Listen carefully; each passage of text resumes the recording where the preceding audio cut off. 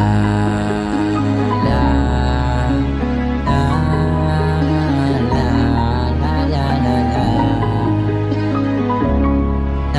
la la la la.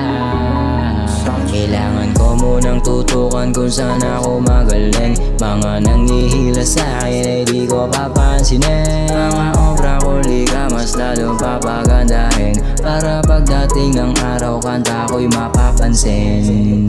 Di ko hinangad na makilala, ginawa ko lang ang ginawa. Masama ba na magpaalala sa aking mga ginagawa? Ako pa ba ay naaalala yung bata na iyong kinutya? Ngayon di mo na ako kilala, kasi nga ako ay iba na. Paangat na paangat, taba sila'y nangihila. Pangarap tinutupad, kinikilusan ko lang. Lumayo sa magulo at sa taong walang patutunguhan.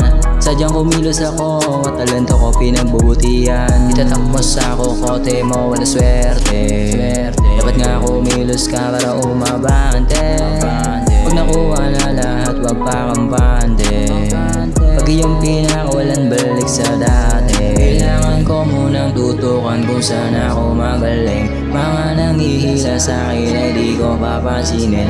Mga obra ko lika mas lalo papagandahin, para pagdating ng araw kanta ko papapansin. Minsan kailangan magsalbahe para maalog naman ang kanilang ulo, para di ka na nila kayang tapakan, o kaya naman ikaw ay maabuso. Mag-ingat ka sa iyong paligid dahil delikado, maraming tuso. Sa una mabait, yung pala ay masama, mga nagpapakita lang na tao. Pinagbabalik ko na ang mga sungay, yung mga taong nagpapanggap na tunay.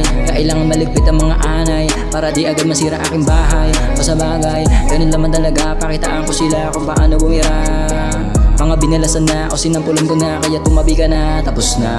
Hindi ko naman sinasabing magaling aking sarili pag nakaharap sa salamin. O sadyang marunong lang, kaya ka napahiling. Kung naiinggit ka sa'kin, bakit hindi mo gawin? Hindi madali, dugot pawis na aking inalay. Magrarap pa rin ako, tutula pa rin ako hanggang sa makabilang buhay. Hindi madali, dugot pawis na aking inalay. Magrarap pa rin ako, tutula pa rin ako hanggang sa makabilang buhay. Kailangan ko muna tutukan kung saan tumagaling.